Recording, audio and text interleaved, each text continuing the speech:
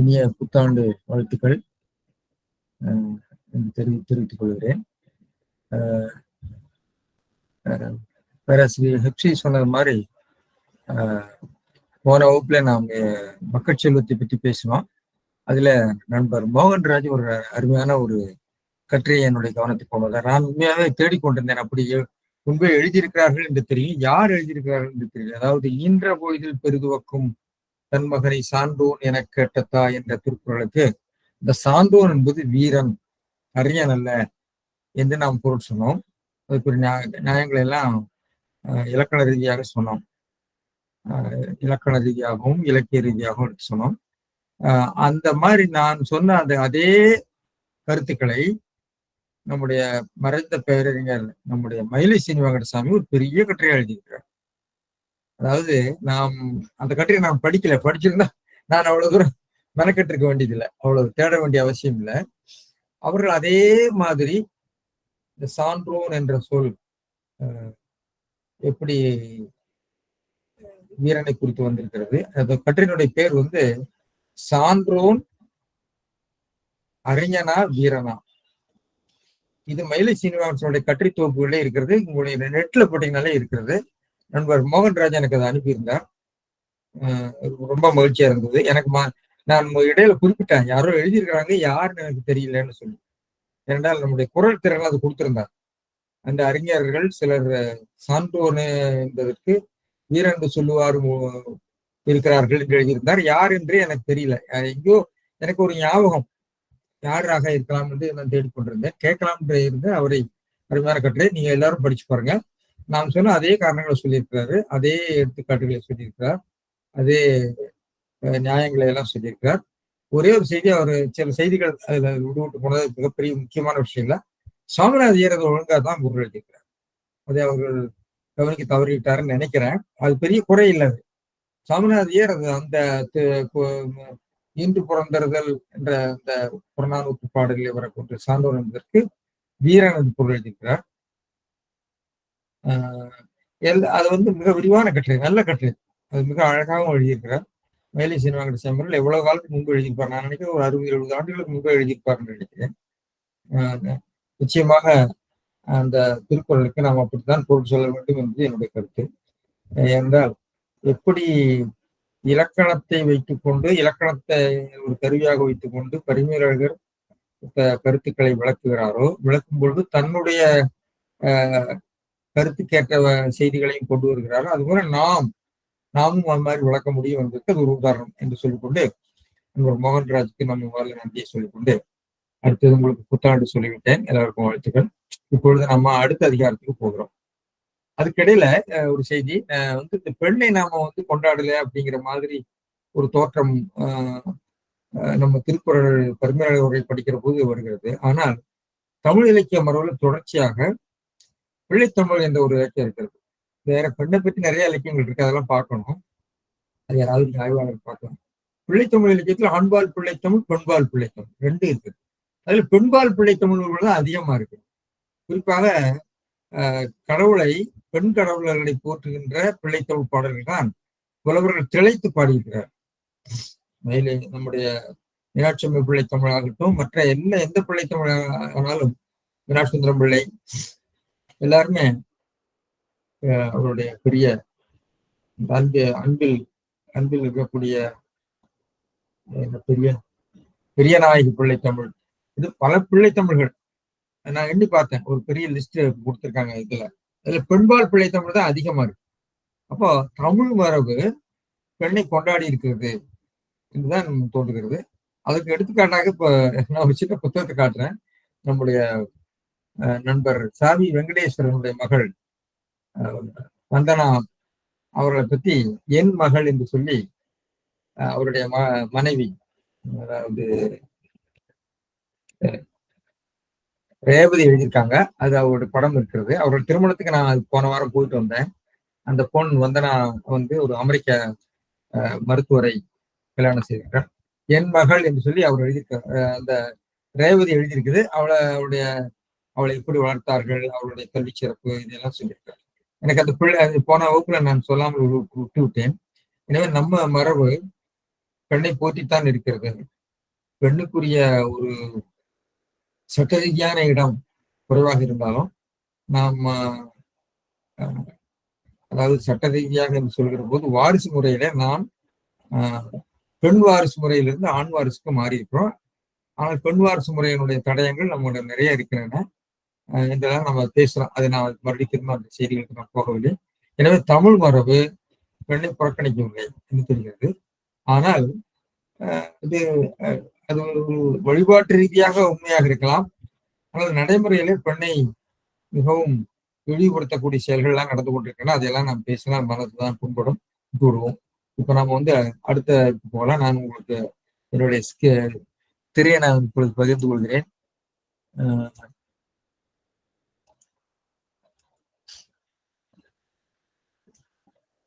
அதாவது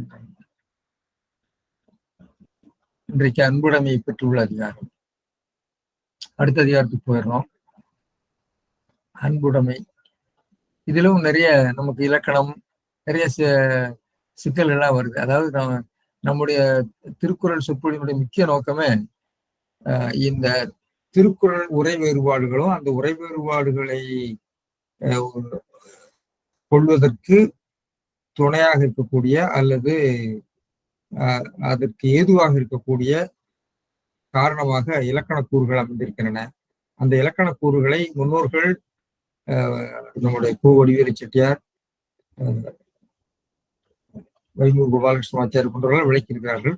ஆனால் அவருடைய விளக்கம் அந்த கருத்து விளக்கத்தோடு நின்று விடுகிறது. நாம் அதனுடைய இலக்கண நிலையிலும் விளங்கிக் கொள்வதற்கும் அதை இக்கால இலக்கணம் அல்லது மொழியியல் நோக்கில் அதை விளக்குவதற்கும் நாம் முயற்சி செய்கிறோம். அதான் நம்முடைய சொற்பொழிவுடைய முக்கிய நோக்கம் என்று நான் நினைக்கிறேன். சரி, இப்ப அன்புடைமைக்கு போயிடலாம். புதல்வர் பேரு புதல்வரை பெறுதல் என்பதற்கு அடுத்ததாக அன்புடைமை வைத்திருக்கிறார். அதற்கு தொடர்ச்சி வரிசை முறையில என்ன காரணம் என்று சொல்லி மணக்குடவர் என்ன சொல்றாரு? அன்புடைமையாவது தன்னை சார்ந்தார் மட்டும் காதலுடையவன் ஆகும். பரிமேலழகர் நன்றாக சொல்கிறார். அதாவது அவ்வாழ்க்கை துணையும் புதல்வரும், இதுக்கு முன்பு சொன்ன முதலிய தொடர்புடையார்கள் காதலுடைய நாதல். சார்ந்தார் மாட்டுன்னு சொன்னதுக்கு ஒரு விளக்கம் சொல்றாரு. வாழ்க்கை துணை, புதல்வர், அன்பும் மரணம் உடைத்தாயும் என்பது அன்பு ரொம்ப முக்கியம். அன்பு என்ற சொல் 11 முறை இந்த அதிகாரத்தில் வருகிறது. பல அதிகாரங்கள்ல பரிமேலழகர் திருவள்ளுவர் அந்த அதிகாரத்தினுடைய சொல்லப்படுகிற தலைப்புக்கு உள்ள முக்கிய கூறுகளுடைய ஒருவருட்பன்மொழி சினானிம் பரியாயம் என்று சொல்லுகின்ற சினானிம்ஸை நிறைய கையாள்வார். கடவுள் வாழ்த்திலேயே பார்த்தீங்கன்னா கடவுள் வாழ்த்து, வாலறிவன், இறைவன், மலர்ந்து செய்கிறான், வேண்டுதல் வேண்டாமை இலானடி சேர்ந்தான், ஒரு வாயில் ஐந்து வைத்தான், எண்குணத்தான் என்று கடவுள் என்பது கடவுள் வாழ்த்து வருது என்று பல்வேறு வேறு வேறு பெயர்களிலே வேறு வேறு சினானிம்ஸ் என்று சொல்கின்ற பரியாயம் என்று சொல்கின்ற ஒருவர் பண்பு வழியாக குறிப்பது மரபு. ஆனால் இந்த அதிகாரத்துல அன்பு என்ற சொல்லுதான் வருகிறது. ஆர்வமுடமே என்று ஒன்று வருகிறது. ஆனால் அன்பு அன்பு என்று வருகிறது 11 இடத்துல வருகிறது. 10 திருக்குறளையும் வருகிறது. ஒரு திருக்குறள் 2 இடத்துல வருது. அன்புடையார் அடுத்த திருக்குறள் நாம் பார்க்கணும். அன்புடையார் அன்பிலார் என்று சொல்லி 2 இடத்துல வருது.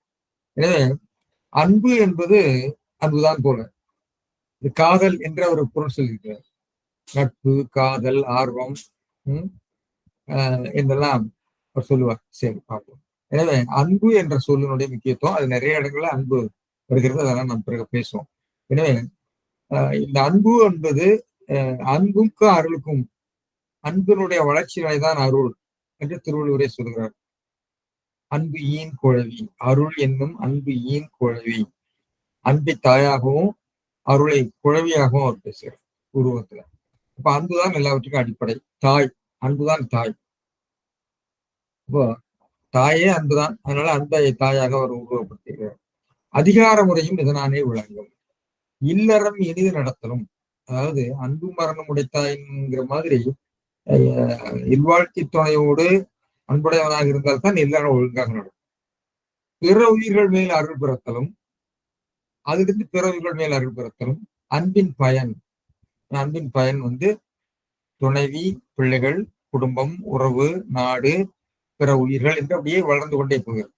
இது வேண்டப்பட்டது, ஆதலின் இது வேண்டப்பட்டது, அன்புடைமை வேண்டப்பட்டது. வாழ்க்கை துணை மேல் அன்பு இல்வழி இல்லறம் இனிது நடவாமை. மனைவியின் மீது அன்பு கொள்ளாவிட்டால் இல்லறம் இனிது நடக்காது அப்படிங்கிறது கண்ணகி வாழ்க்கையை அவர் சொல்கிறார். அறவோர்க்கு அளித்தலும் அந்தணர் ஓம்பலும் துறவோர்க்கு எதிர்தலும் தொல்லூர் சிறப்பின் விருந்து எதிர்கோடலும் இழந்த எண்ணெய் என்று கண்ணகி சொல்லுகிற கூட்டினாலும், பிறகு இந்த அன்பு அருளாக வளர்ச்சி அடைகிறது என்பதற்கு திருக்குறளில் இருந்தே எடுத்துக்காட்டு. அதனால் அருள் பிறத்தல் அருள் என்னும் அன்பியின் குழல் என்பதனாலும் அறிக. எனவே அன்பே தாய் என்று அவர் சொல்கிறார். சரி என்று சொல்லிவிட்டு நம்ம அதுக்கு மேல சொல்ல வேண்டாம். அடுத்தது நம்ம திருக்குறளுக்கு போகலாம். இத்திருக்குறள் அன்பினுடைய இந்த அதிகாரம், அந்த அதிகாரத்தினுடைய மொத்த அமைப்பை நீங்கள் பார்த்தீங்கன்னு சொன்னால், முதல் திருக்குறள்ல அன்பு இருக்கிறது. அன்பையினுடைய அன்பு என்ற கருத்தை சொல்லியிருக்கிறார். அதை வரையறுத்து சொல்ல முடியவில்லை. அது உண்மையை அன்புறது உண்மையை சொல்ல முடிகிறது, அன்பினுடைய வடிவத்தை சொல்ல முடியவில்லை. அதனால அன்பு வடிவத்தை சொல்ல முடியாது, அது நீங்கள் அனுமானத்தால் தான் உணர்ந்து கொள்ள வேண்டும் என்று சொல்லி, இது அன்பிற்குரிய ஒரு வரையறை. அந்த வரையறையும் அன்பு இருக்கிறது என்றுதான் சொல்ல முடியுமே ஒழிய அன்பை நீங்கள் வரையறுத்து காட்ட முடியாது, உணர்ச்சியை காட்ட முடியாது. எனக்கு தண்ணீர் தாகம் எடுக்கிறது, நான் தண்ணீர் குடிக்க வேண்டும் என்று சொன்னால், இந்த தாகம்ங்கிறது எப்படி இருக்கும்னு ஒருத்தன் கேட்டா அது ரொம்ப துடுக்கான கேள்வி என்று இறையனார் கலவையில ஒருத்தர் பேசுறாரு. இதெல்லாம் நான் பிறகு வர்றேன். அதாவது மாணவங்க எனக்கு தண்ணி தாகம் வேட்கையா இருக்குது, நான் நீர் குடிக்கணும்னு சொன்னா வேட்கைனா என்னடா அது, அதை சொல்லடா என்று கேட்டால் அது ஆசிரியனுடைய தொடுக்கான கேள்வி என்று அவர் சொல்கிறார். அதுபோல சில உண்மையாக இருக்கக்கூடிய சூட்சுமமாக இருக்கக்கூடிய உணர்வுகளை நீங்கள் பிழம்பாக காட்ட முடியாது, வடிவமாக காட்ட முடியாது. அதனால இதுக்கு டெபினிஷன் அனுமானம் தான். அனுமானத்தினாலே இங்கே வரையறுத்திருக்கிறார். அனுமானத்தின் மூலமாக அன்பை வரையறுத்து. எனவே முதல் திருக்குறள் அன்பை சொல்கிறது. பிறகு ஒரு 4-5 திருக்குறள்கள் அன்பினுடைய சிறப்பை சொல்கிறது. பிறகு அதுக்கு இருக்கக்கூடிய எஞ்சிய திருக்குறள் அன்பு இல்லாவிட்டால் அன்பு இல்லாம இப்படிப்பட்டது என்பதை பற்றி சொல்கிறது. இது திருக்குறளுடைய பொதுவாக எல்லா அதிகாரத்தையும் பார்த்தீங்கன்னா, முதல்ல ஒரு பொருளினுடைய உண்மை, அதனுடைய இருப்பு, அதனுடைய தேவை, பிறகு அதனுடைய இன்மை, அதனுடைய எதிர்மறையில சொல்றது என்று சொல்லி அது ஒரு அமைப்பாக வைத்திருக்கிறார். அவருடைய கட்டமைப்பு, அவருடைய பொருள் கட்டமைப்புல இருக்கிறது. இதுல முதல் திருக்குறள் அன்பனுடைய ஒரு வரையறை, இலக்கணம் சொல்கிறது. சரி சரி, அன்புங்கிறது சரி பார்ப்போம். அன்பு 11 இடங்கள் சொன்னாங்க. மணக்குளர் என்ன சொல்றாருன்னா, அன்பினை அடைக்கும் தாழ் உளதோ, அடைக்கும் என்று சொல்றார். அன்பிற்கும் உண்டோ அடைக்கும் தாழ், அடைக்கிற தாழ். அன்புடையார் மாட்டு உளதாகிய புல்லிய கண்ணின் நீர்தானே ஆரவாரத்தை தரும். ஆர்வலர் அப்படிங்கிறது அன்புடையவர், அன்பு செலுத்தப்பட்டவர் மேல் உள்ள இருக்கக்கூடிய ஒரு பரிவு. அதாவது ஒருவர் அன்புடையவர் அன்பு செலுத்துகின்றவர் மேல் காட்டுகிற அன்பு எப்படி வெளிப்படுகிறது என்று சொன்னால், கண்ணீரினாலே வெளிப்பட்டு விடுமே, நீ பார்த்து கொள்ளலாமே என்று சொல்ற. இந்த கண்ணீரே, அதாவது அன்புடையவருக்கு அவருடைய கண்ணிலிருந்து வருகின்ற கண்ணீரே அன்பு இருக்கிறது என்பதற்குரிய ஏதுவாக இருக்கிறது என்று சொல்கிறார். அவ்வளவு சுருக்கமா தான் சொல்லியிருக்கிறார். ஏன்னா திருக்குறள்ல உள்ள பிரச்சனை என்னன்னா, ஸ்லோகம் மாதிரி, சமஸ்கிருதத்தில் உள்ள ஸ்லோகம் மாதிரி சொல்ல முயற்சி பண்ணியிருக்காரு. அதுவும் ஸ்லோகத்திலேயாவது 8 பகுதிகள் இருக்கும். இங்க 7 பகுதி தான் இருக்கு, 7 சொற்கள் தான் இருக்கிறது. அவர் என்ன சொல்றாருன்னா, அன்புடையார் மாட்டு உள்ளதாகி புல்லிய கண்ணின் நீர் தானே ஆரவாரம். பூசல் தரும்னா ஆரவாரம் தரும். பூசல் தரும்னா, பூசல்னா ஒரு சண்டை, ஒரு சச்சரவு, ஆரவாரம் பொருள் சொல்லியிருக்காங்க. புன்கணீர் அப்படிங்கிறது ஒரு சின்ன ஒரு பிரச்சனைக்கு வந்து புன்கண் நீர், அதாவது புன் கண் நீர் என்று குறிக்கலாம். புன் என்றால் புல்லிய, கண் என்பது கண். இந்த துல்லிய கண்ணிலிருந்து வரக்கூடிய நீர், கண்ணீர் என்று எடுக்கலாம். எனவே ஆர்வலருடைய கண்ணீரே பூசல் தரும். பூசல் தரும்னா ஆரவாரம் தரும். அது சத்தம் போட்டு சொல்லிவிடும், உறக்க சொல்லிவிடும் என்று சொல்றேன். இந்த புன்கண் நீர் அப்படிங்கிறது சில சில மறுக்கிற மாதிரி இருக்கு. புன்கண் என்று சொன்னால் ஒரு தொகைச்சொல்லாக இருந்தால் புன்கண் என்று சொன்னால் துன்பம்னு அர்த்தம். புன்கண் என்று சொன்னால் துன்பம்.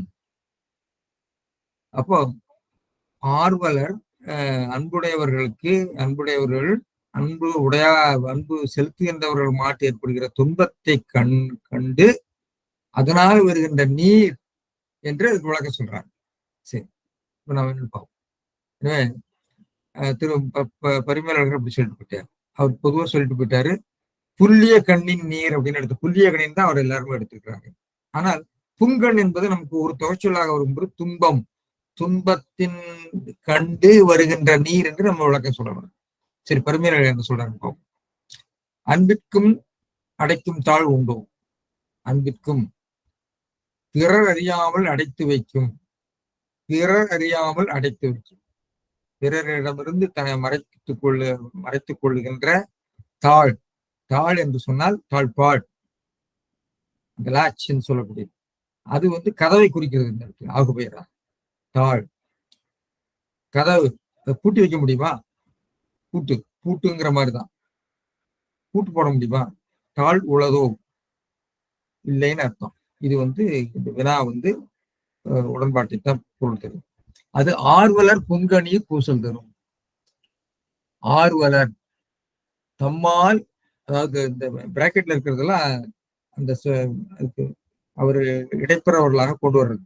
தம்மால் அன்பு செய்யப்பட்டாரது துன்பம் கண்குழி. ஆர்வலர் என்பது அன்புடையார் அர்த்தம். அதாவது அன்புடைய one who possesses love, one who shows love, ஆர்வலர். புங்கணீர் கண் பொழிகின்ற புல்லிய கண்ணீரே. கண் பொழிகின்ற புல்லிய கண்ணீர் தான். கண் பொழிகின்ற பிராக்கெட்ல கொண்டு வரணும். அந்த கண் பொழிகின்ற புல்லிய கண்ணீரே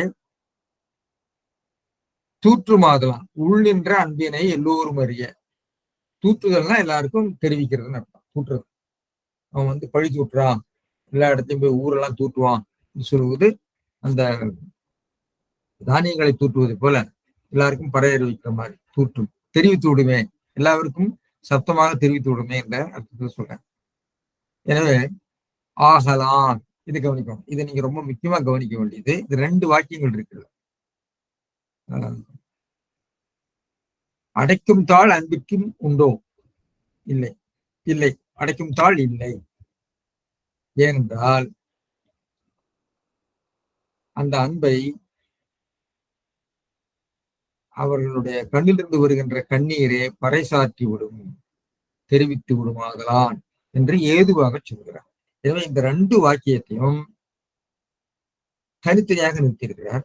அதாவது நீங்க ஒரு வாக்கியத்தை நீங்க பார்க்கிற போது அதனுடைய வாக்கிய அமைப்பு பார்க்க வேண்டும். வாக்கிய அமைப்புக்கு மேல ஒரு உரைக்கோவை நிலையில அது எப்படி லிங்க் ஆகுது, முதல் வாக்கியம் 2வது வாக்கியம் எப்படி ஒரு உரைக்கோவையாக வருகிறது, கொண்டு தொடரும். அந்த உரைக்கோவை நிலையை ஒரு அளவையல் நிலையில லாஜிக்கலா வருது. எப்படி லாஜிக்கலா சொல்றாங்க. அதனாலதான் ஆதலான், மற்ற யாரும் இந்த உரை சொல்லல. அதாவது 2வது இருக்கக்கூடிய செய்தி முதல் செய்திக்குரிய ஏது, அதுக்குரிய ஏதுவாக சொல்றாரு. அதனாலதான் ஆதலான்ங்கிற சொல்றாரு. இதே மாதிரி நமக்கு முன்னாடி ஒரு திருக்குறள், தம் பொருள் என்ப தம் மக்கள், அவர் பொருள் தம் தம் வினையான் வரும் ஆதலான் என்று சொல்வார். அதெல்லாம் பிறகு விளக்குறாங்க. எனவே மற்றவர்கள் எல்லாம் வெறும் வாக்கியமாக துண்டு துண்டாக இருக்கிற வாக்கியமாக பார்ப்பதை பரிமேலழகர் வாக்கிய தொடர்ச்சியாக கண்டு, உரைக்கோவையாக கண்டு, இந்த வாக்கிய தொடர்ச்சியினுடைய அளவியல் பண்பு, லாஜிக்கல், படித்த லாஜிக்கல் ரிலேஷன்ஷிப், சின்டாக்டிக் ரிலேஷன்ஷிப், அதுக்கு மேல லாஜிக்கல் ரிலேஷன்ஷிப், அது பார்க்கறது.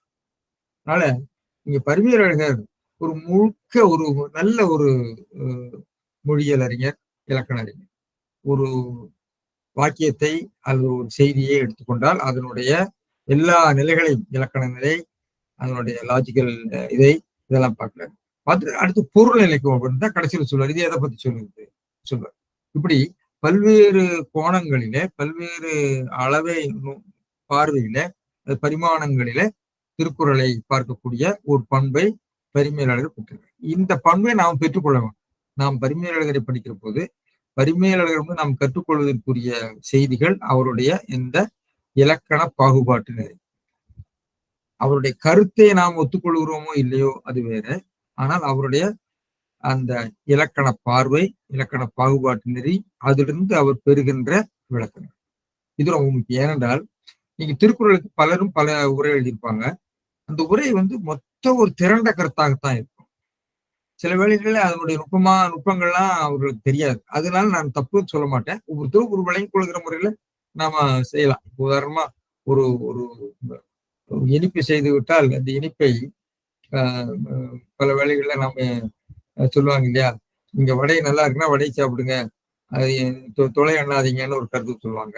அதே மாதிரி சில வேளைகள்ல சிலர் எல்லாம் சாப்பிட போகும்போது சாப்பிட்டு விட்டு இது நல்லா இருக்கே, இது எப்படி செய்தீங்கன்னு கேட்பாங்க.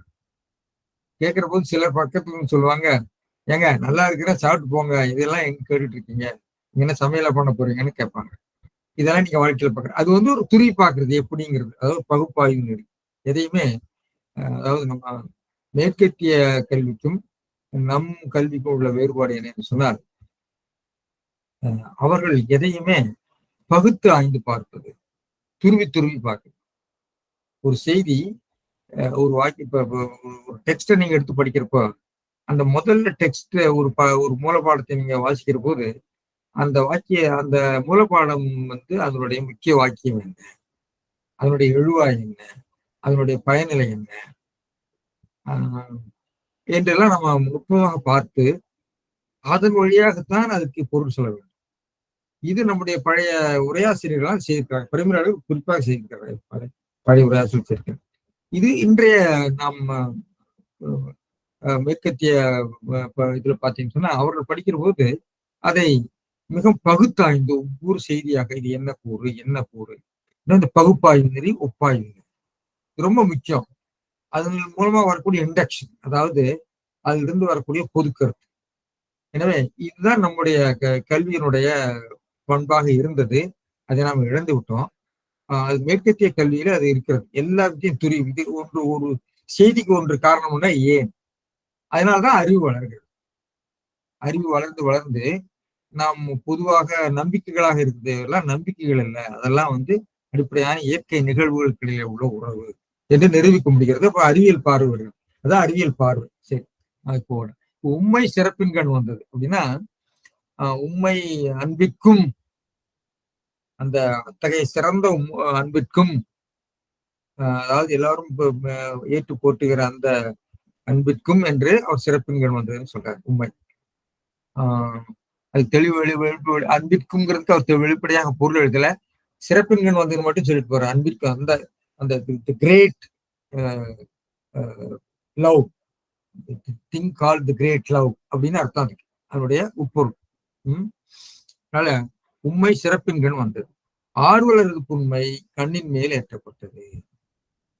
புன்கண், புன்கண் என்பது புன்கணீர், புன்கண் நீர், அதாவது அன்புடையார் கொள்கின்ற அந்த எளிமை, அந்த வருத்தப்படுகிற துன்பம், அது கண்ணீர் மேல் ஏற்றப்பட்டது. கண்ணீர் புண்மையானது இல்ல, அதை விடுகின்ற அந்த அன்புடையாருடைய எளிமைதான் உண்மையானது. அதைத்தான் கண்ணீர் மேல் ஏற்றப்பட்டதுன்னு சொல்லுங்க. சரி, காட்சி அளவுக்கு எய்தாதாயினும் அனுமான அளவையான் வெளிப்படும் என்பது. எனவே அன்பை நீங்கள் வெளிப்படுத்த முடியாது. அன்பை, அதாவது அதுக்கு இலக்கணம் சொல்ல முடியாது, அதை வெளிப்படுத்தத்தான் முடியும். எனவே நீங்கள் காட்சியினால பார்க்க முடியாது, அன்பு எப்படின்னு காட்ட முடியாது. அது நீங்க யூகித்துத்தான் உணர்ந்து கொள்ள வேண்டும் என்பது இதனால ஆதலான் என்ற அந்த இணைப்பு சொல்ல கொண்டு அது ஒரு அளவை வாக்கியமாக மாற்றுகிறார். சரி, இதனால் அன்பினது உண்மை கூறப்பட்டது. இனி நம்ம விளக்கும் போது எனக்கு சில விஷயங்களை நான் திரும்ப திரும்ப சொல்லுவேன்.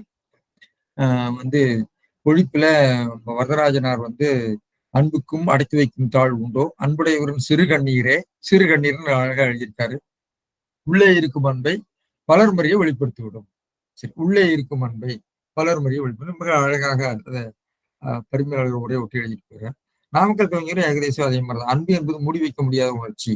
ஒருவர் அன்புடையவர் என்பதை அவர் பிறருடைய துன்பத்தை கண்டு நம்மை அறியாமலும் கண்கலங்குவதை காட்டிவிடும் என்று சொல்லி அதை கொஞ்சம் வேற மாதிரி அவர் பொழிப்புரையாக்கி இருக்கிறார்.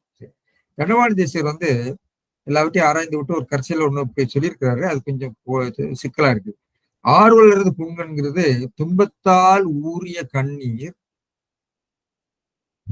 அதாவது ஆர்வலரது புண்கண் ஊறிய நீர் பூசல் தரும் என்று கொள்ள வேண்டும் நலமாக சொல்கிறார். அப்படின்னு சொன்னா ஆர்வலர்ங்கிறது அன்பு செலுத்தப்பட்டவர்.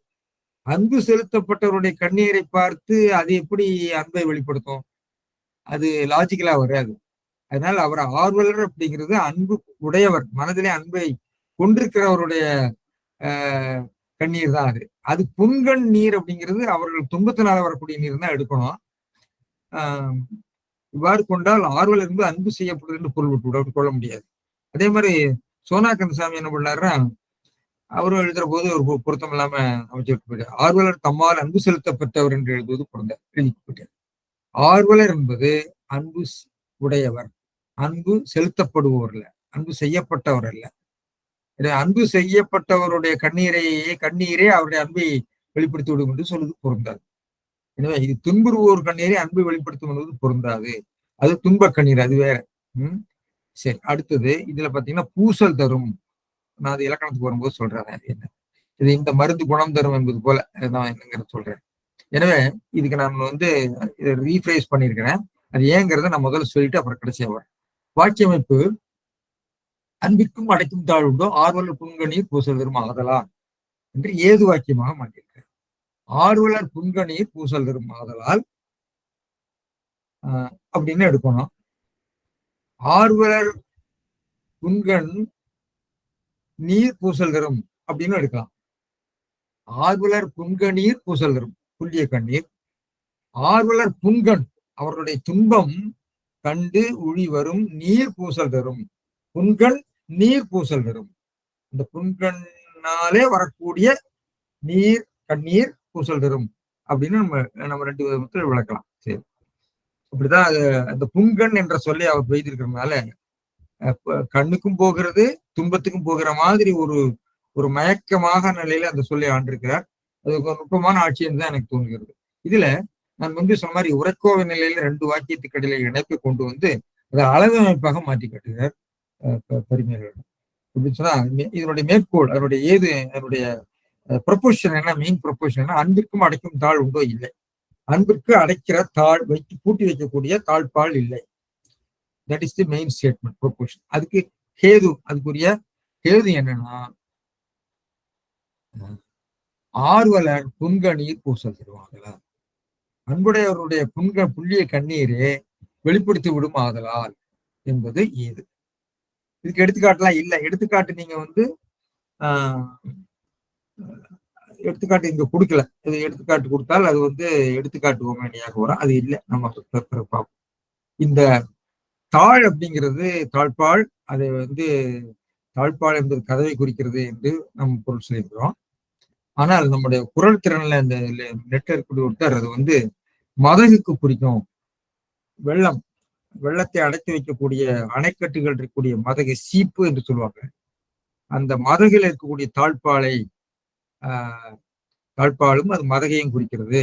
எனவே மதகை மீறி கொண்டு அந்த வெள்ளம் விடும். எனவே அன்பு வெள்ளம் என்று அந்த உருவகத்தை அவர் தாழ் என்ற உருவகத்தை அவர் அணைக்கட்டு இருக்கக்கூடிய மதகனுடைய தாளாக எடுத்து அது மதகை குறிப்பதாக அவர் கொள்கிறார்.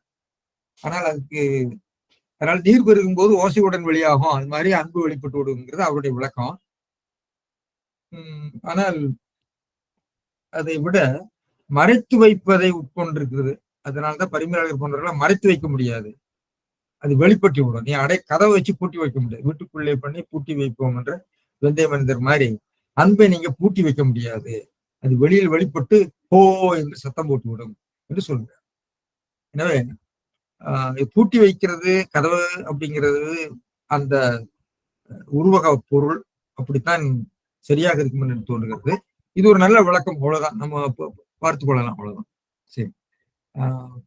நான் முன்பே சொன்ன மாதிரி இந்த தம்பொருள் என்ப தம் மக்கள், அவர் பொருள் தம் தம்பனையாங்கிறதும் வந்து ஏது வாக்கியமாக அவர் காட்டியிருப்பார். நான் அங்க விளக்கி இருக்கிறாரு, நான் மறுபடியும் விளக்கல. சரி.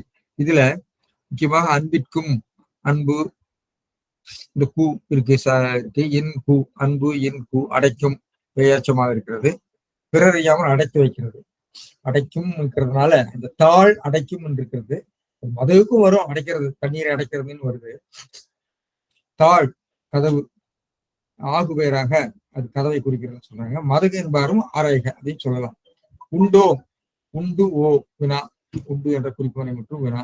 ஆர்வலர் என்பதற்கு தம்மால் அன்பு செய்யப்பட்டாரது துன்பங்கள். அன்புடையார், அன்புடையார் தான் குறிக்கிறார். ஆர்வலர்னா அன்புடையார். ஆர்வம்னா அன்பு. அன்பென்னும் ஆர்வமுடமே நண்பென்னும் நாடாச்சிருக்கும் சொல்லு. ஆர்வமுடமே அன்பினுடைய ஒரு அடுத்த கட்டம், கூடுதல் ஈடுபாடு. சரி. தரும், தரும் என்ற சொல்லாட்சி முக்கியமான ஒரு சொல்லாட்சி. பூசல் தரும், பூசல் தரும்ங்கிறது வருகை தரும். இன்று வருகை தரும் தலைவர் அவர்களை வரவேற்கிறோம் என்று நாம் சொல்கிற போது, இன்று வரும், இன்று வருகை தரும், வருகை புரியும் என்று சொல்கிற போது, தரும் என்பது ஒரு வினையாக்கி, வினையை உருவாக்கக்கூடிய ஒரு துணை வினையாக இருக்கிறது. வெர்பலைசரும் சொல்றாங்க.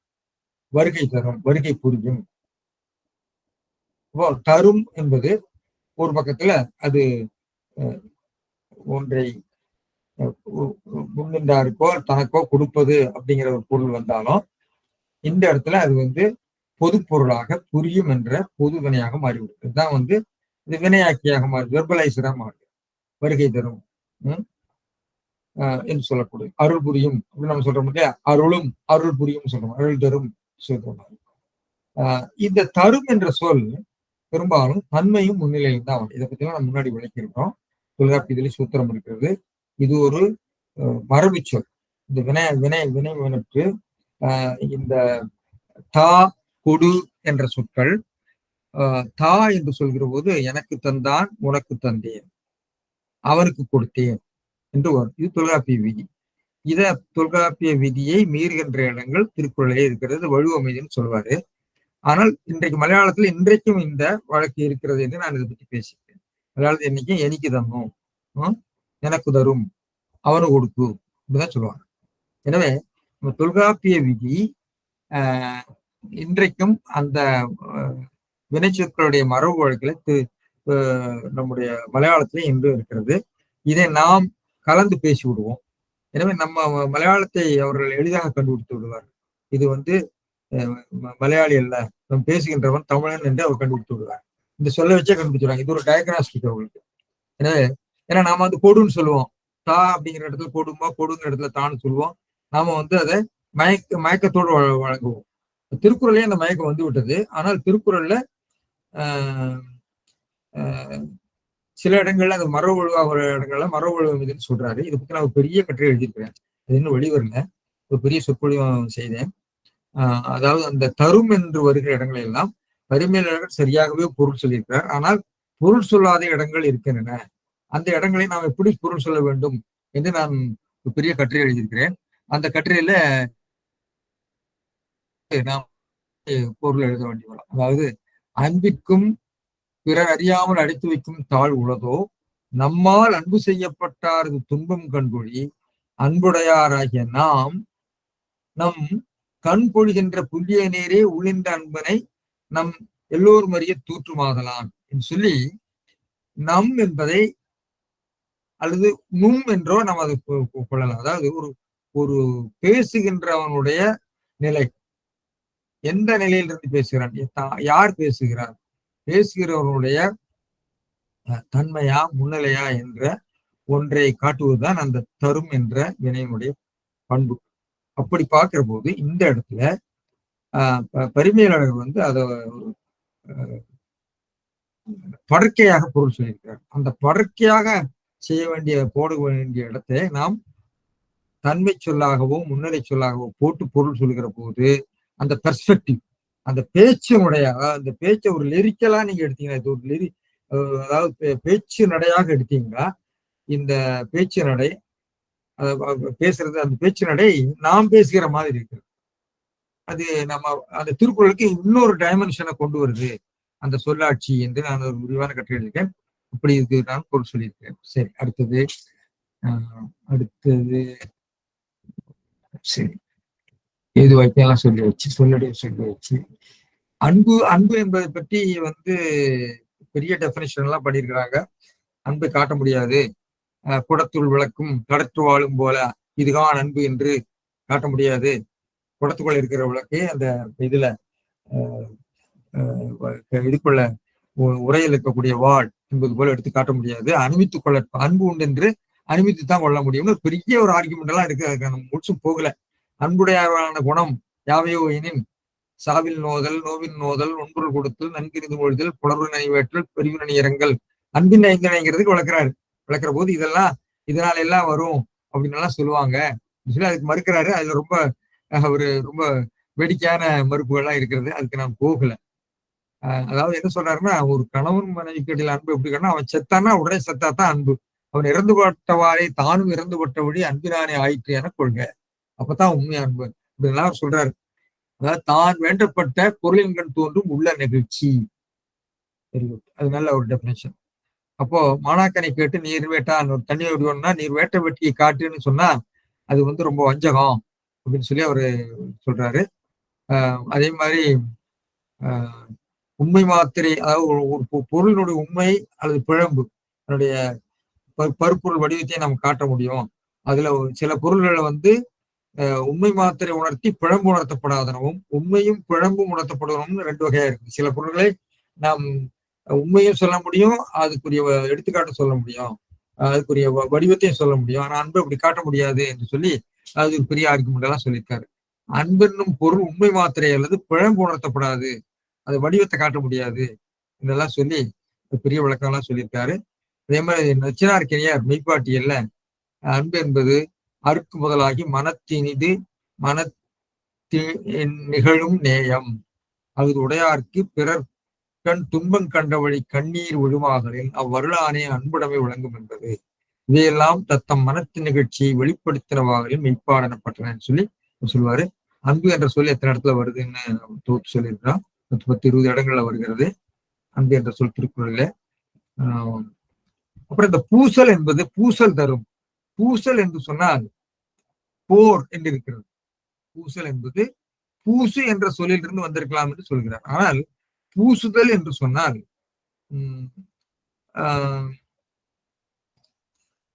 அதாவது பூசுதல்னா ஒன்றை நாம் தடவுதல் என்ற பொருள் தான் அவருக்கு அந்த அந்த பூசு என்ற வினையடியிலிருந்து அதுல சண்டையிடுதல்ங்கிற பொருளே கொடுக்கல தமிழ் லெக்சிகன்ல. தமிழ் லெக்சிகன் பூசுதல் என்பதற்கு ஒரு 5-6 பொருள் கொடுத்திருக்காங்க. அதுல சண்டையிடுதல்ங்கிற பூசுதல் என்றால் சண்டையிடுதல் என்ற ஒரு பொருள் அதுல இல்லை. ஒருவேளை இலக்கிய வழக்கில் இல்லை. ஆனால் ஒரு வழக்கு எனக்கு சற்றென்று நினைவுக்கு வந்தது. அது மலையாளமா என்று எனக்கு தெரியல. அவன் ஒரு பூசி விடு என்று சொல்வார்கள் நினைக்கிறேன். அது பூசி விடுன்னு சொன்னா அவனை ஒரு அடித்து விடு என்ற அர்த்தம் போல எனக்கு தோன்றுகிறது.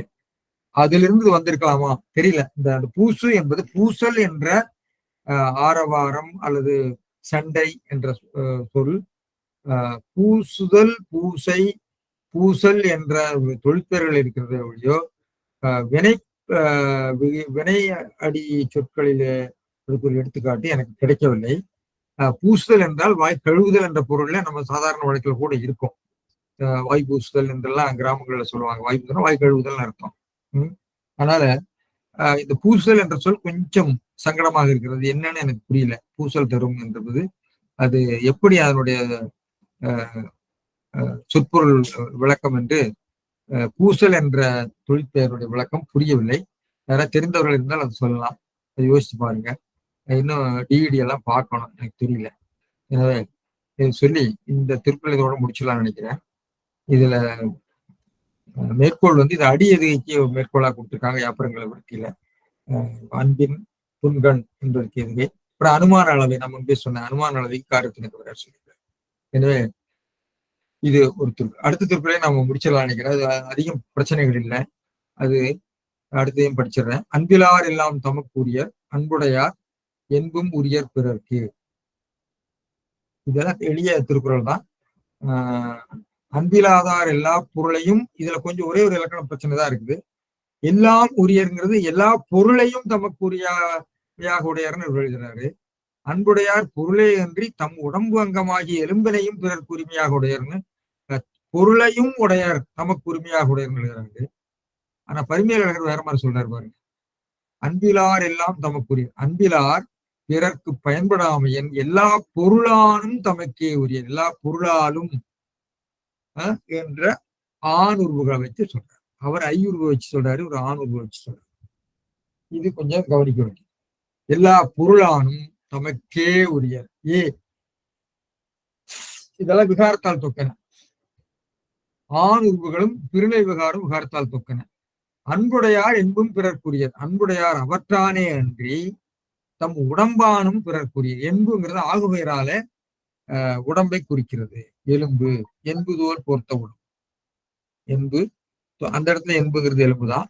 என்பிலதனை என்று சொல்கிற இடத்துல அதுவும் எலும்புதான். ஆனால் இந்த இடத்துல என்பு என்பது எலும்பாகிய உடம்பு என்று எடுக்க வேண்டும். அது என்பும் உரியராதல் தன்னகம்புக்கு குறுநடைப்புறவின் தகுதி எஞ்சி சீரை விப்போன்.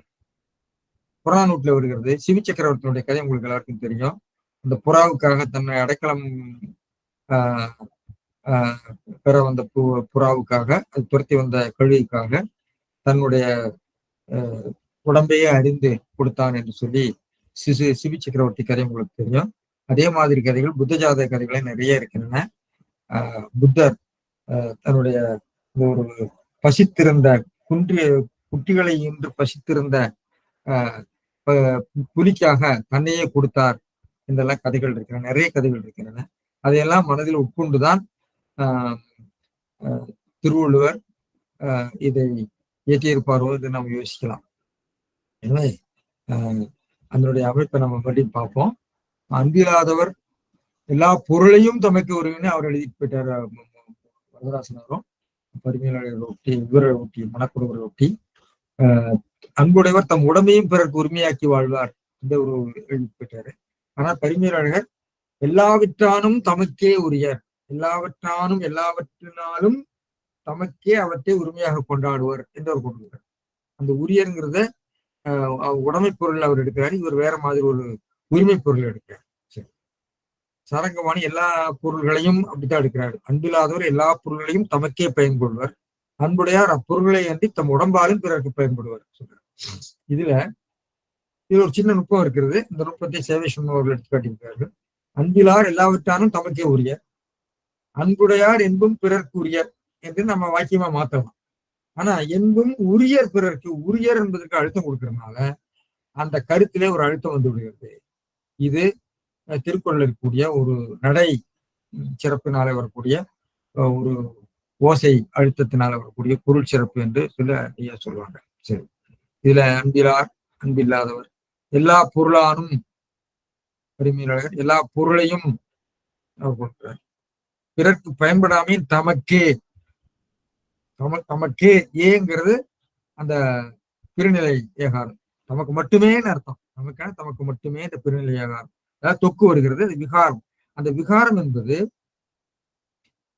வரவேண்டியது வராம இருக்கிறதா விகாரம். தொகைச்சொற்கள் இருக்கக்கூடியது நம்ம விரித்து பொருள் கொட்டுறது. அது என்னங்கிற நான் அடுத்து விளக்குறேன். விகாரம்னா என்ன, தொகைனா என்னங்கிறது அடுத்து நான் சொல்றேன். காரியத்தின கவராக வச்சு சொல்றேன். இது உரியர் குறிப்பது மட்டும். அன்புடையார், அன்புடையார் அதுல பெரிய பொருள் வித்தியாசங்கள்லாம் வரல. உரியர்னு எடுக்கிறாரு, உரிமையாக உடையார்னு அவர் சொல்றாரு. காரியத்தின கவராக என்ன சொல்றாருன்னா, எல்லாவற்றாலும் என்பன தொடை காரணமாக விகாரத்தால் தொக்கன. எல்லாம் உரியர் என்பும் உரியர் என்பவற்றை பொருளானும் உடம்பானும் உரியர் என்றதனால் ஆணுருவுகள் செய்யுள் தொடை காரணமாக விகாரத்தால் தொக்கன. ஆணுருவுகள் ஈண்டு உருவு இருந்தாங்கே தொகாமை வெற்றி விகாரம் என்றார்.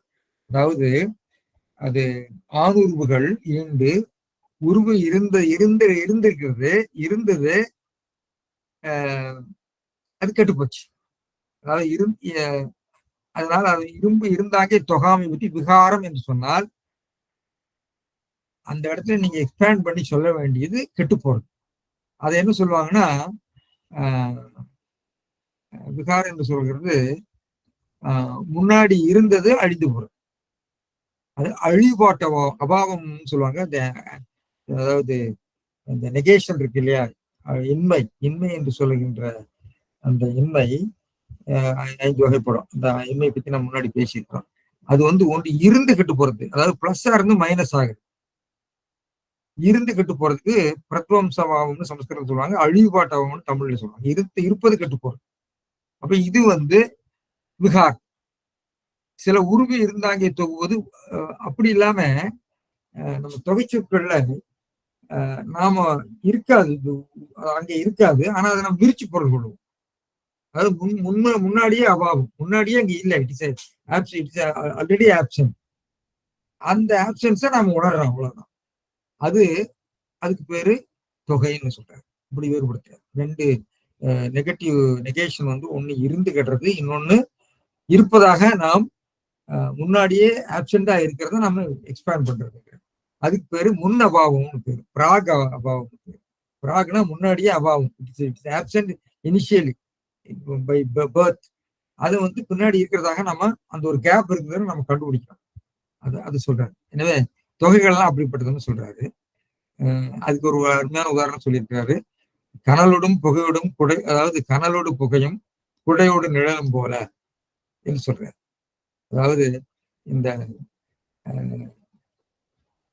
உடன் தொக்கிறது இருக்கு இல்லையா, அந்த தொகையில உடன் தொக்கிறது, அதாவது பிராகாவமாக இருக்கக்கூடியது. கனலோடு புகை அது கூடவே இருக்கும், குடையோடு நிழல் இருக்கும். அது இருந்து கெட்டு போகல, அது கூடவே இருக்கிறது என்ற ஒரு உதாரணத்தை சொல்லி அவர் விளக்கியிருக்கிறாரு. சரி, தேசியர் என்ன சொல்றதுன்னா, இதுல அன்புடையவர்கள் தங்கள் உடம்பையும் கொடுப்பார்கள் என்று சொல்லுகிறதுக்கு சிபி சக்கரவர்த்தி கதை, ததீசி முனிவர் இந்திரன் போரிட்ட போது தன்னுடைய எலும்பை, முதுகெலும்பை கொடுத்து ஆயுதமாக கொடுத்தார் என்று சொல்லி ஒரு கதை இருக்கிறது. கர்ணனுடைய கதை இருக்கு, கவசகுண்டல கதை, புத்தர் கதைகள் எல்லாம் உட்பட்டது. இவை அருளான் வந்தவை. இதெல்லாம் அருள்னால வந்தது, அன்புக்கு உதாரணம் சொல்றது பொருந்தாது என்று ஒரு கருத்து இருக்கிறது. புலவர் குழந்தை இதுக்கு பெருங்கோப்பண்டு, விசிராந்தையார் இதெல்லாம் தொடர்புடையார் மாட்டு நடந்தது. எனவே இதைத்தான் உதாரணமாக சொல்ல வேண்டும் என்று அவர் சொல்றார். இப்படி கருத்து வேறுபாடுகள் இருக்கிறன. சண்முகம் சேவை சண்முகம் ஐயா அவர் சொன்னேன், அந்த இடைவெளி, அந்த உரியர் பிறர்க்கு உரியர்னு சொல்லாம உரியர் பிறர்க்குங்கிறது யாப்புக்காக மாத்தி போட்டிருக்காரு. அந்த மாத்தி போடுறதுலயும் ஒரு பொருள் அழுத்தம் வருகிறது என்று சேவை சண்முகம் அவர்கள் சொல்கிறார்கள். இது 3 உறுப்பு விகாரத்தால் துப்பு வந்தமைக்கு எடுத்துக்காட்டாக மேற்கோள் சொல்லப்பட்டிருக்கிறது. இவ்வாறு சொல்லி, என்னால் இதில் வரக்கூடிய 10 திருக்குறளும் எளிய திருக்குறள் தான். அதுல நல்ல உருவங்கள் இருக்கின்றன. அதாவது அன்பில்லாத உடம்பு வார்த்தை போன்றது, அன்பில்லாத உடம்பு குழு போன்றது, இதெல்லாம் அவர் அருமையாக சொல்லியிருக்கிறார். இதெல்லாம் இந்த அன்புடைமை என்ற அதிகாரம் திருக்குறளுடைய சிறப்பு என்று சொல்லலாம். இது நாலடியார் போன்றவற்றை நான் பார்க்க முடியவில்லை. எனவே இதனுடைய சிறப்பு என்ன என்பதை நாம மறுபடியும் அடுத்த வகுப்புகளை தான் பார்க்கலாம் என்று நினைக்கிறேன். என்று சொல்லி இந்த உரையை நான் இதோடு நிறைவு செய்கிறேன். நன்றி, வணக்கம்.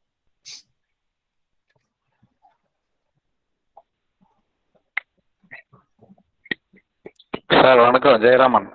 வணக்கம். சொல்லுங்க. பூசல் மாற்றுன்னு துறை இருக்கு சார், புற பொருள் அன்பாமாலையில அதை நிறைய கொடுத்துருக்காங்க. பூசல் மாற்றுங்கிறது, பூசல் நிறைய அந்த சொல்ற எல்லாம் சண்டைன்னு தான் வருது. ஆமா, ஆனா அதுக்குரிய வினை அடி கிடைக்கவில்லை.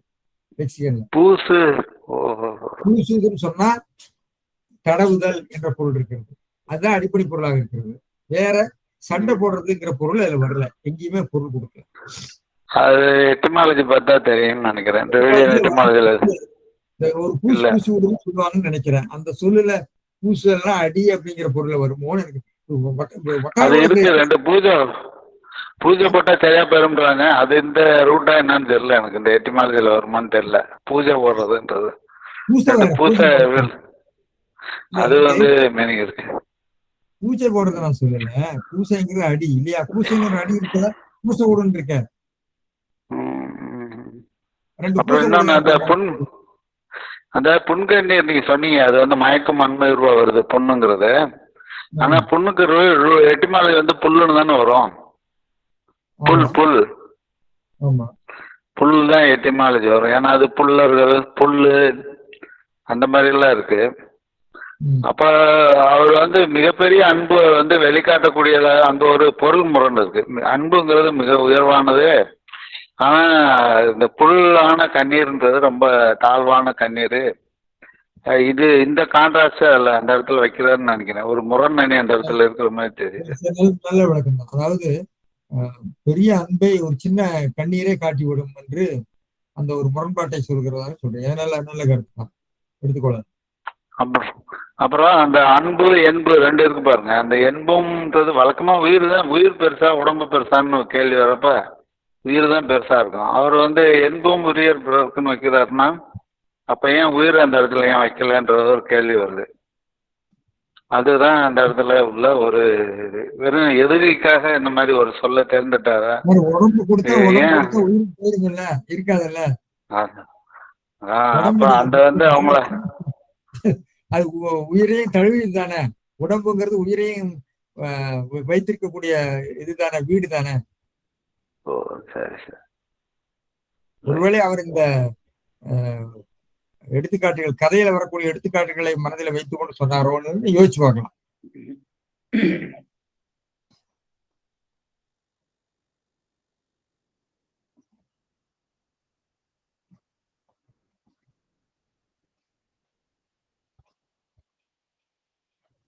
சொல்லுங்க சார், ராமானுஜன் சார், ஏதோ சொல்ல நினைக்கிறீங்க?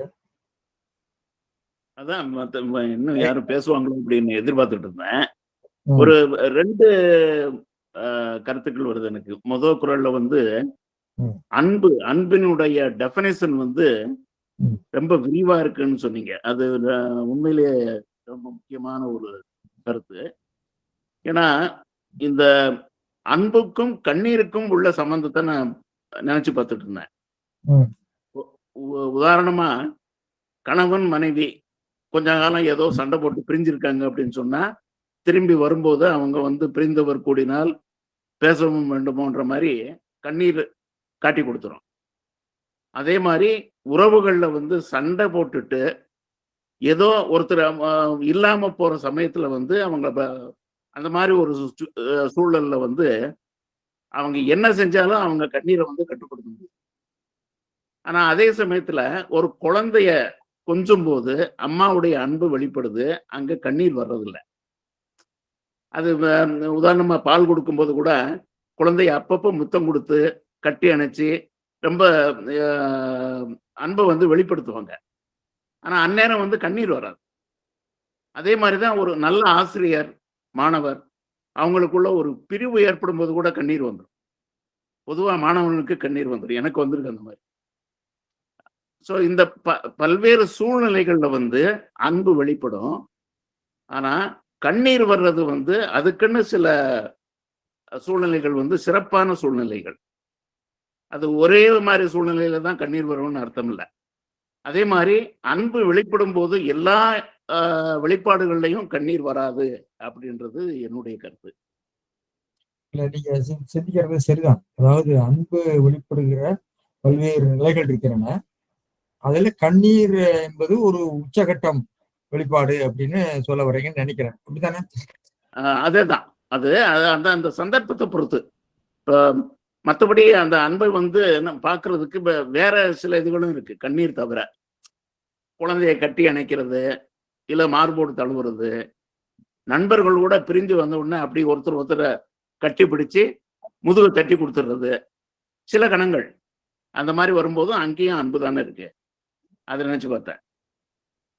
அன்பு அன்பை எப்படி வரையறுக்கிறதுன்னு கேட்டீங்கன்னா, வரையறுக்கிறது வந்து அடக்கி வைக்க முடியாது, அதை வெளிப்படுத்துகின்ற ஒரு களம் இது அப்படின்னு சொல்றாரு. வேறு களங்களும் இருக்கலாம் என்பதை நீங்கள் எடுத்து காட்டுகிறீர்கள். அது சரிதான். அதை ஏன் அவர் சொல்லல, அது ஏன் இது முக்கியத்துவம் கொடுத்தாருன்னு யோசிச்சு பார்க்கலாம். அது உலகம் அந்த கான்டெக்ஸ்ட் சொல்றோம் இல்லையா, அந்த கண்ணீர் வரக்கூடிய அன்பு வந்து காட்டி கொடுக்கக்கூடிய அந்த கண்ணீருக்கு வந்து சிறப்பான சில சர்க்கம்ஸ்டன்சஸ் கான்டெக்ஸ்ட் இருக்கு அப்படின்னு நினைச்சு பார்த்தேன். அன்பை வெளிப்படுத்துவதற்குரிய களங்களை துன்பக்களமாக ஏன் சொல்கிறார் என்பது உங்க கேள்வியில உட்கொண்டிருக்கிறதுன்னு நினைக்கிறேன். அன்புல நல்ல களங்கள் இருக்கிறதே, அதை ஏன் சொல்லவில்லை? அது கரெக்ட். நீங்க யோசிக்க, நீங்க தான் பதில் சொல்லணும், தெரியல, நான் அதெல்லாம் யோசிக்கல. சிந்தனை தூண்டுறதுதான் என்னுடைய நோக்கம். நீங்க என் சிந்தனையும் தூண்டுறீங்க. அதுதான் நீங்க சிந்தனையை தூண்டுற மாதிரி அதை பிரசன்ட் பண்ணும்போது தான் ரொம்ப நல்லா இருக்கு. அதே மாதிரி அதுல உள்ள 2வது குறள்ல அன்பிலார் எல்லாம் தமக்கு உரியர், அந்த உரியர்ன்றது வந்து 2 இடத்துல ரொம்ப டிஃப்ரெண்டா வருது.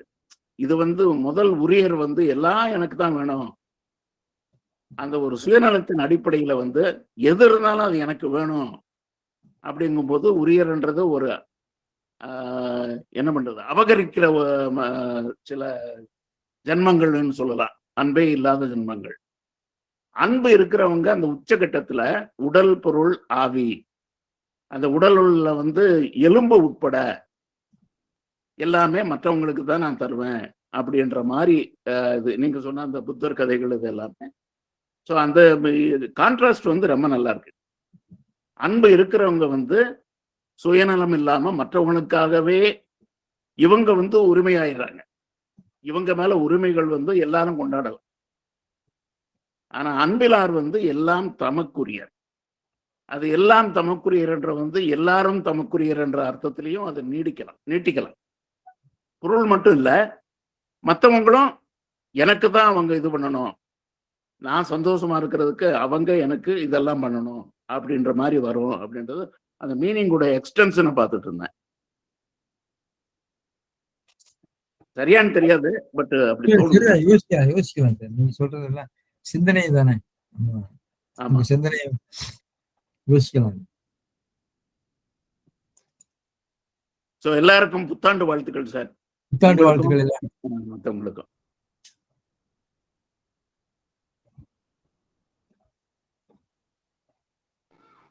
சார் லெக்சிகன்ல இந்த பூசுதல் மாதிரியே பூசலுக்குன்னு தனியா ஒரு என்ட்ரி போட்டு அதுல அந்த இதெல்லாம் கொடுத்துருக்காங்க சார். என்ன கொடுத்துருக்காங்க சொல்லுங்க, எந்த இது? இப்ப நீங்க காமிச்சது பூசுதல்னு வெர்புல லெக்சிகன் என்ட்ரி காட்டினீங்க. ஆமா, அது மாதிரி பூசலுக்குன்னு தனியா ஒரு என்ட்ரி போட்டு அதுல இப்ப நம்ம பாக்குற அந்த இது டீடைல் எல்லாம் கொடுத்துருக்காங்க சார். 2வது வேற ஒரு என்ட்ரியா கொடுத்துருக்காங்க, 2த்தையும் லிங்க் பண்ணலைங்க சார். எப்படி எனக்கு புரியல நீங்க சொன்னது. நானே பாக்குறேன். எப்படி பூசல்னு ஒரு என்ட்ரி இருக்கு பாருங்க சார் லெக்சிகன்ல. பூசல், ஆமா பூசல் இருக்கு. சரி, பூசல் பார்ப்போம். பூசல் மயக்கம், பூசல் வந்து பூசல்னு ஒண்ணு இருக்கு. அது வந்து உங்களுக்கு நவுனா தானே கொடுத்துருக்காங்க. ஆமா, ஆனா பூசுன்றதுல இருந்து டிரைவ் ஆனதா காமிச்சிருக்காங்க. ஆனா எந்த பூசு, அதான் நான் கேக்குறது, எந்த பூசுல இருந்து வருது? சரிங்க சார். என்னுடைய கேள்வி என்னன்னா, நீங்க பூசல் என்பதற்கு போர், பேரொலி என்ன பொருள் கொடுத்திருக்கிறீங்க, பலருமறிய வெளிப்படுத்துக என்னெல்லாம் கொடுத்திருக்காரு. ஆனா இதற்குரிய பூசு என்ற வினை சொல்லல, இதற்குரிய பொருள்கள் அங்க இல்லையே. சரிங்க சார். எட்டிமாலஜிக்கலா அவங்க ஒண்ணு எக்ஸ்பிளைன் பண்ணுவாங்க சார். 2 பொருள் பொருந்தும் பொழுது அதுல இருந்து ஓசை தோன்றும்ன்றது அவங்களுக்கு ஒரு கான்செப்ட் சார் எட்டிமாலஜில.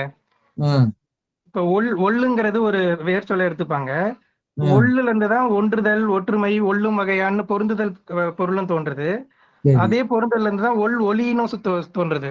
அப்ப பொருந்தல் கருத்தும் ஒலி கருத்தும் தொடர்புடையதுன்னு அவங்களுக்கு லாஜிக் சார். அது மாதிரி பூசுங்கிறது அப்ளை பண்றது, அப்ப பொருந்துறது தான். பூசுதல்ங்கிறது அந்த அப்ளை பண்றதுதான். அதே பூசுல இருந்து ஒலி கருத்தும் வருதுன்ற மாதிரி அவங்க அதை விரிச்சிட்டு போவாங்க சார். நான் என்ன சொல்றேன், நீங்க உங்களுடைய சொற்பொருள் விளக்கத்தை விட எனக்கு வந்து வழக்கு உண்மை இருக்கிறதா, வழக்கில் அட்டஸ்டேஷன் இருக்கிறதாங்கிறது தான் கேள்வி. சரிங்க சார். நீங்க சொல்ற விளக்கத்தை நான் ஏற்றுக்கொள்றேன். ஆனால் எனக்கு இது வழக்கில் இருக்குதா, இந்த சொல் வழக்கில் இருக்கிறதா, இந்த பூசல் அப்படிங்கிற சண்டையிடுதல் அப்படிங்கிறதுக்கு பூசு அப்படின்னா சண்டையிடுது அப்படின்னு எங்காவது வந்திருக்கலாம். சரிங்க சார். சரியா என்னுடைய கேள்வி. நீங்க நல்லா இருக்கும். பூசல் அப்படிங்கிறதுக்கு வந்து தடவுதல் கொடுத்துருக்குறாங்க, அப்புறம் வந்து மெழுகுதல் கொடுத்துருக்குறாங்க, கழுவுதல் கொடுத்துருக்குறாங்க, அலம்புதல் கொடுத்துருக்குறாங்க, இயைதல் கொடுத்துருக்குறாங்க. அப்புறம் பூசு அப்படின்னு ஒண்ணுல இருந்து கொண்டு வந்து அலங்கரித்தல் ஒண்ணு வருது சம்ஸ்கிருத சொல்லு. சரிங்க சார். அப்ப என்னுடைய கேள்வி, இந்த பூசுதல் என்ற ஒரு வினையடி இருந்தால் அதற்கு நாம் பூசல் மயக்கம், பூசல் மாற்று, பூசல் எடுக்கிறார்கள் எல்லாம் வருது இல்லையா என்ற அந்த சண்டை என்ற பொருள்படுகின்ற பூசல் என்ற தொழிற்பெயர் எந்த வினையடியிலிருந்து வருகிறது? பூசு என்ற வினையடி என்றால் எந்த பொருள் இருந்து வருகிறது என்பதுதான் கண்டுபிடிச்சதா வருதான்னு பாருங்க. ஆனா எனக்கு தோணுகிறது வழக்குல இருக்குமோன்னு எனக்கு தோணுகிறது. அவன் பூசுறான், பூசி விடுன்னு சொல்லுவாங்கன்னு உனக்கு சில ஒரு வழக்கு எனக்கு ஞாபகத்துக்கு வந்து யாருக்கா நினைவு வருதான்னு தெரியல. அது மலையாளமோன்னு எனக்கு பிரச்சனை சந்தேகம். அவன் ஒரு பூசி விடு அப்படிங்கிற மாதிரி சொல்லுவாங்களோன்னு எனக்கு ஒரு சந்தேகம் இருக்கு. யாராவது மலையாளம் தெரிந்தவர்கள் இருந்தா ஹெப்சி போன்றவர்கள் மனசுல வருதான்னு தெரியல. அது வந்து வழக்குல நான் கேட்ட மாதிரி இருக்கு. அதனால ஒரு பூசி விடு அப்படின்னு கேட்ட மாதிரி எனக்கு இருக்கு. சாரு சொல்றது சரியாத்தான் சரி இருக்குது. சங்க இலக்கியத்தை பொறுத்தவரையோ அல்லது அதுக்கு பின்னாடி வந்த இலக்கியங்கள்லயோ பூசுன்ற அடிச்சொல்லு எங்கேயும் தென்படல இலக்கியங்கள்ல. இந்த வழக்குல இந்த பொருள்ல ஆமாங்க. பூசுன்ற அந்த பூசல்ன்ற அந்த அடியை எடுக்கும்போது அதுக்கு அடியா பார்க்கும்போது பூசுன்னு தான் வரணும். ஆனா பூசுன்ற அந்த அடி அதாவது வேர்ச்சொல் வந்து இலக்கியங்கள்லையும் தென்படல, அது போல வழக்குகள்லையும் தென்படல. நீங்க சொல்றது போல மலையாளத்திலையும் நான் கேள்விப்பட்டதாகவும் தெரியல. ஹெப்சி போன்றவங்க அடிக்கடி வந்துட்டு பூசி விடு கேட்ட மாதிரி இருக்கு. அது யார்கிட்டயே கேட்கணும், நம்ம மறுபடியும் உறுதிப்படுத்தணும். இல்ல பச்சை மலையாளிகள் கேட்டதுன்னு தெரியும். அது நீங்க சொல்றது சரியாத்தான் சார் இருக்கு. அடிச்சொல்லு நமக்கு கிடைக்கல. அடிச்சொல்லு பயன்படுத்துறதையும் இந்த பொருள் தரக்கூடிய சொல் இல்லையா? ஆமாங்க. பூசுதல்னா கழுவுதல்ங்கிற பொருள் இருக்கு. வாய் பூசி எங்க அதெல்லாம் சரிங்க சார். ஆமா. மற்றபடிக்கு இந்த இதுலதான் இந்த மீனிங்ல வரக்கூடிய பூசுன்னு சொன்னா சண்டையிடு அப்படின்ற சென்ஸ்ல வரக்கூடியதுதான் நாம எதிர்பார்த்தது. நீங்க சொல்றது அது மாதிரியான இதே வழக்கே காணும். எங்க ஊர்ல அந்த பட்டி பொங்கல் வைக்கிறப்ப அந்த வாய்பூசு அப்படின்னு ஒரு பாட்டு எல்லாம் பாடுவாங்க. வாய்பூசுன்னு வரும். கழுவுதல்ங்கிற பொருள்ல வரும். ஆமாங்க.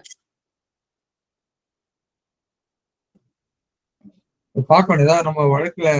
ஏன்னா தமிழ் இலக்கியம் வந்து எல்லா இலக்கியங்களையும் முற்றாக ஆராய்ந்து கொடுத்திருக்குன்னு சொல்ல முடியாது இல்லையா? அதனால அது விடுபட்டு இருக்கலாம். அந்த வழக்கு எங்காவது இருக்கலாம், வட்டார வழக்குல இருக்கலாம், இன மொழிகள்ல இருக்கலாம். கன்னடத்துல இருந்து கொடுத்திருக்காங்க பூசுன்னு. பூசுன்னா எல்லாத்தையுமே அந்த தடவுதல்ங்கிற பொருள் தான் அதிகமாகுது. அதுதான் இப்ப இந்த வெள்ளையடி இது என்ன சாயம் பூசு இந்த மாதிரி வருது. தடவி அந்த வெள்ளை அடிக்கிறது மாதிரி. அதனால அந்த சென்ஸ் மாறி அர்த்தம் மாறி போயிருக்கு.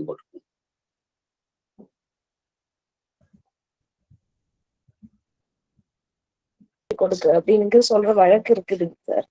அதுக்கு என்ன அர்த்தம்?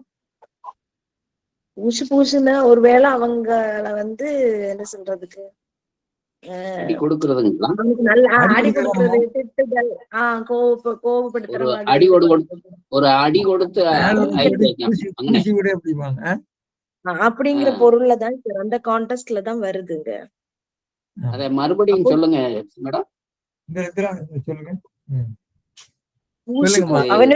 அவன் ஒரு பூச்சு கொடுக்க இல்லைங்க, அவன் ஒரு பூசு அப்படின்னு சொல்றது அடி கொடுத்தல் அல்லது திட்டுதல் அப்படிங்கிற மாதிரி தானே கான்டெஸ்ட்ல தாங்க சார் வருது.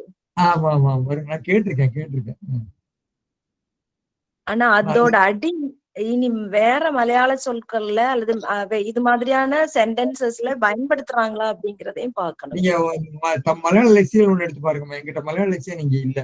நமக்கு நெட்ல மலையாள லெக்சியன் கிடையாது சார். இதையே வந்து அவங்க பிரேஸா தான் பயன்படுத்துறாங்களே தவிர நீங்க சொல்றது போல இப்ப நம்ம பேசிக்கிட்டு இருக்கிறது போல அந்த ஒரு அடியே வேற சொல்லா பயன்படுத்துறதுக்கு உண்டான இடமும் இல்லாம தான் இருக்கு. பூசிங்கிறப்ப வந்து பூசுன்னு வந்துருது இல்லையா? இல்ல வருது. அதை வந்து பிரேஸா தான் பயன்படுத்தக்கூடிய சூழல் தான் மலையாளத்திலேயே பார்க்கணும். அது நீங்க லெக்சியன் மலையாள லெக்சியன் பார்க்கணும். சார் நான் பாக்குறேங்க சார். என் கையில இப்ப ஏன்னா எங்கிட்ட இல்லைங்க. நம்ம நெட்ல நான் வந்து பாத்து- மலையாள லெக்சிகன் இல்லை. எங்கிட்ட ஊர்ல வந்து காச்சா வரைக்கும் தான் இருக்குது, பாவெல்லாம் கிடையாது. ஓ சரி சரி.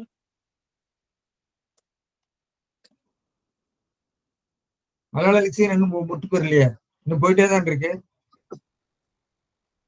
என்னங்க சார்? மலையாள லெக்சிகன் இதுவரைக்கும் ஆயிருக்கு இப்போ. இல்லைங்க சார், அது முடியல. அந்த 8 வால்யத்தோட தான் நிக்குதுங்க சார். இதோட நிக்குது இல்லையா? இப்ப யாரு இருக்காங்க மலையாள ஒர்க் லெக்சிகன்ல? நடந்துட்டு இருக்குங்க சார். ஒவ்வொரு டைரக்டர் மாறி மாறி வர்றாங்க. இன்னொன்னு கம்ப்ளீட் ஆகி வெளிவரலைங்க சார். வேலையெல்லாம் அப்படியே நின்று ஸ்தம்பிச்சு போச்சுன்னு நினைக்கிறேன். பாலகிருஷ்ணன் போனதுக்கு பிறகு அவர் யாரோ இருந்தாரு. ஆமா ஆமாங்க சார். அதுக்கப்புறம் ஒவ்வொரு டைரக்டரை மாத்தி மாத்தி போடுறாங்க. இன்னும் வேலை ஆனா கம்ப்ளீட் ஆகலைங்க சார். அதுல உத்தியோகத்துக்கு மட்டும் வர்றாங்க. இப்ப லெக்சிகன் எடிட்டர்னு உத்தியோகம் மட்டும் இருக்குது. ஆமா ஒண்ணு இவர் ஒரு சினிமா டைரக்டரா இருந்தாரு, ஜெயபிரகாஷா ஒருத்தர் இருந்தாரு, அவர் கூட இருந்தாரு இல்லையா? ஆமாங்க சார்.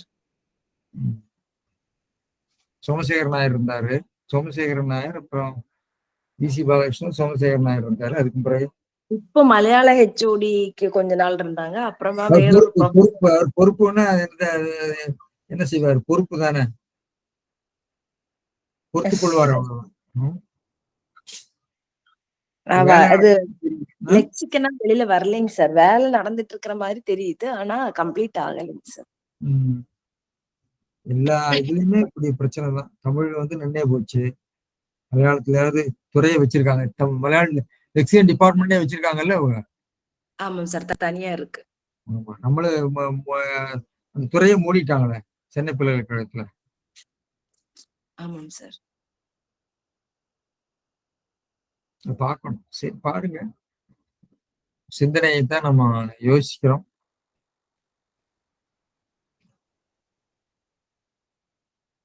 சார் சுந்தரம் சார் வந்திருப்பார் போல் இருக்கு.